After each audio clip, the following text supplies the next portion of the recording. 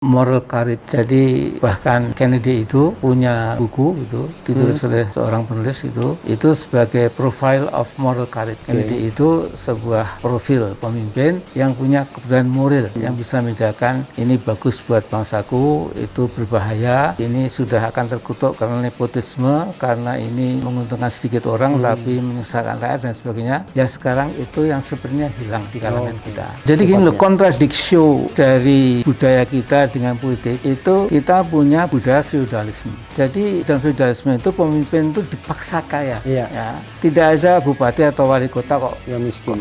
Apalagi kalau dia belum kaya, dia akan dipaksa kaya. Yang maksa bawahnya, Mas.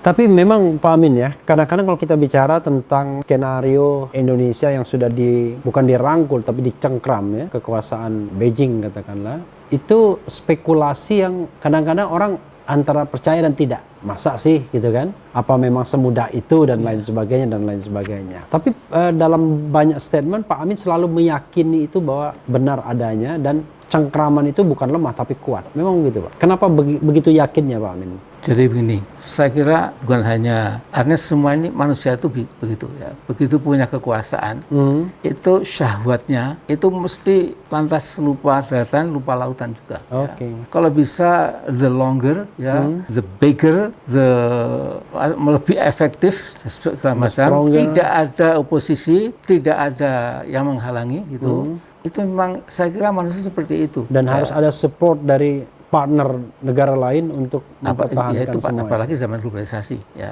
Nah jadi kemudian biasanya yang orang tuh lupa kalau sedang kuasa itu ya, orang Jawa bilang jadi kalau sedang menggendong kekuasaan itu mesti lupa diri. Lantas adikang adikung, ojo tumeh itu menjadi arogan, menjadi over self confident ya, menjadi degrading pada orang lain. Tapi Pak Amin akhirnya kita kok seperti terjebak pada lingkaran yang sama ya, seperti labirin tuh, nggak bisa kemana-mana. Ketika Bung Karno berkuasa dia begitu, Pak Harto berkuasa begitu, lalu tiba-tiba Presiden Jokowi begitu juga. Padahal sebelumnya kan kita ada selang-selingnya juga ya, ada presiden-presiden yang menjabat tidak lama, ada Pak SBY yang 10 tahun juga sesungguhnya, tapi tidak semengkhawatirkan sekarang. Memang, ya. Itu apa resepnya agar kita bisa menghalangi, katakanlah menjaga agar demokratisasi itu tetap berjalan dengan baik akhirnya? Kita nggak bilang soal menurunkan Pak Jokowi. Oh enggak usah. Kalau kita bicara mengenai hal-hal yang sifatnya konstitusional justru. Iya. Jadi kan ada Mas Refli, istilah itu loh, moral courage. Oke. Ya. Jadi bahkan Kennedy itu punya buku itu ditulis oleh seorang penulis itu sebagai Profile of Moral Courage. Moral courage. Kennedy itu sebuah profil pemimpin yang punya keberanian moral. Ya, yang bisa membedakan ini bagus buat bangsaku, itu berbahaya, ini sudah akan terkutuk karena nepotisme, karena ini menguntungkan sedikit orang tapi menyusahkan rakyat dan sebagainya. Ya sekarang itu yang sebenarnya hilang di kalangan kita. Ya ada juga pernah orang nyebut strong and benevolent ya kan, baik hati gitu. Ya. Jadi benevolent dictatorship. Iya. Atau juga benevolent authoritarianism ya. Tapi bagaimana mungkin kalau Pak Din Samsudin constitutional dictatorship ya. Iya. Jadi sekarang ini Cina itu sedang melabrak nilai-nilai demokrasi Barat. Jadi nilai-nilai Cina itu selama pimpinan itu bisa mengenyangkan rakyatnya, selama bisa memperbaiki ekonominya, tidak perlu demokrasi. Iya. pasti nggak akan ada goncangan itu. Iya. Tapi dia lupa bahwa man does not live by bread alone. Iya. Nah, itu kata Nabi Isa ya, Oke. dalam Bible itu ya. Oke. Orang tidak bisa hidup hanya dengan roti. Roti. tok. Iya. Ya, dia punya cita-cita, punya Maslow. impian Teori seni, piramida Maslow itu iya ya. segala macam. Ya. Gitu. Nah jadi kalau teori Cina itu kan manusia seperti ayam lehoren itu, ayam negeri ya, dikasih terus ya mati, akhirnya mati juga.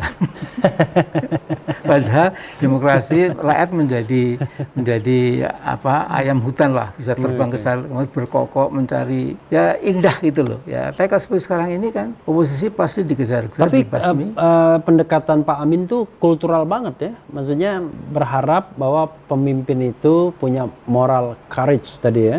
Jadi padahal perubahan itu kadang-kadang kan nggak bisa internal kan, kadang-kadang eksternal. Nah, jadi gini loh, sifatnya. kontradiksio dari budaya kita dengan politik itu kita punya budaya feudalisme. Oke. Ya toh?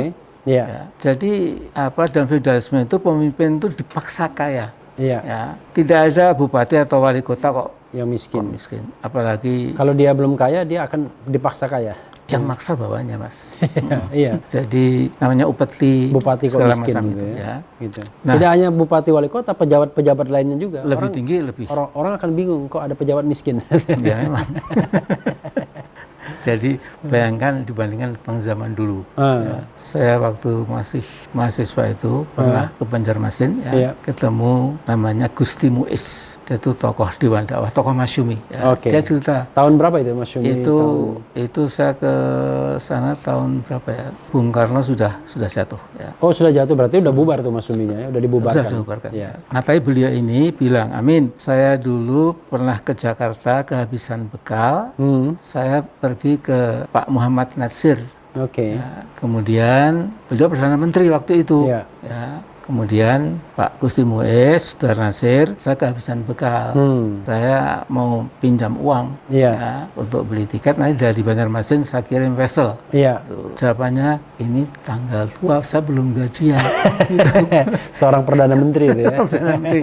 Tetapi saya ini kan redaksi majalah Hikmah. Saya kira ada itu Oke. dipinjamkan dari kas majalah Hikmah itu. Oke. Bayangkan ya. Hatta konon ketika dia pensiun sebagai wapres, bahkan bayar listrik pun dia nggak mampu karena semua uang dia kembalikan karena Dan bukan meninggal uang dia. tidak punya rumah. Jadi Jalan Diponegoro 45 itu rumahnya seseorang yang dengan disuruh pakai itu. Oke. Ya, jadi ini seperti dongeng lah ya. Ya kita mungkin nggak bisa seperti Pak Nasir, tapi jangan serakah lah ya. Iya, iya. Jadi ya, aduh gimana ya. Orang Jawa itu kan bilang ngono ya, ngono ning aja ngono.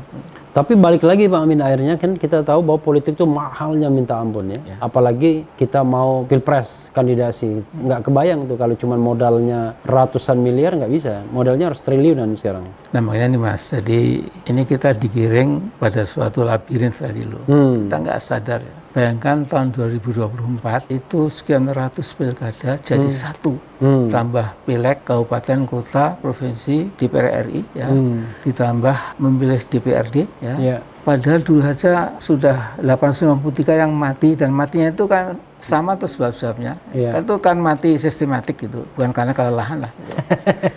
Apalagi Pokoknya mati. Iya, mati gitu loh. Ya, tapi itu kan nggak digubris juga ya. Iya. Jadi sesungguhnya seperti saya kan udah 77 tahun Mas ya. Jadi sesungguhnya saya lebih bagus di Jogja jalan pagi. Iya. Jadi Pak Amin, saudara Tapi saya sekalian, merasa ini kelahiran tanggal 26 April 1944 ya. 144 itu kursi terbalik. Jadi tidak heran kalau suka balik-balikin kursi.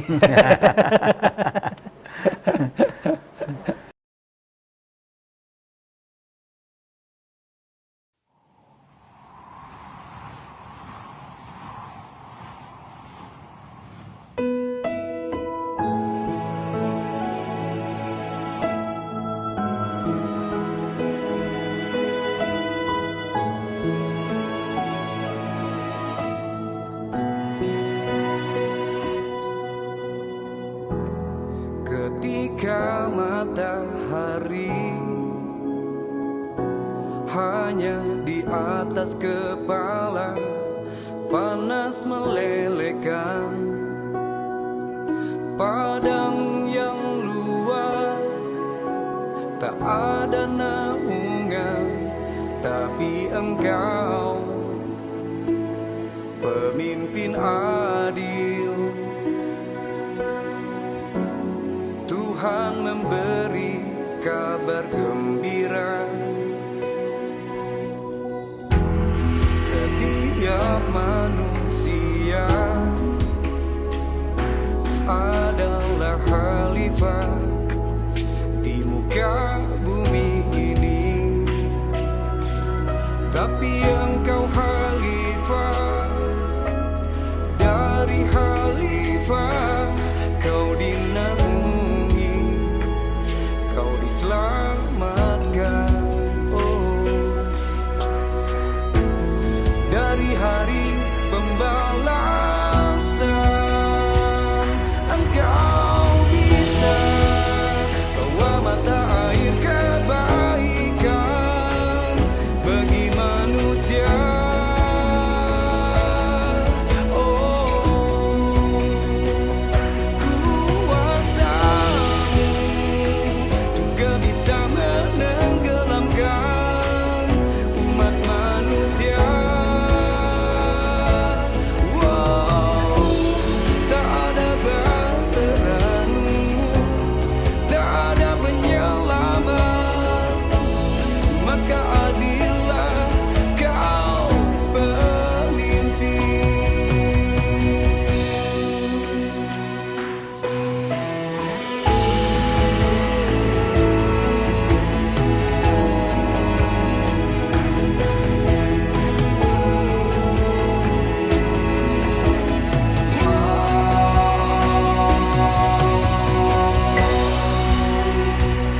Engkau bisa bawa mata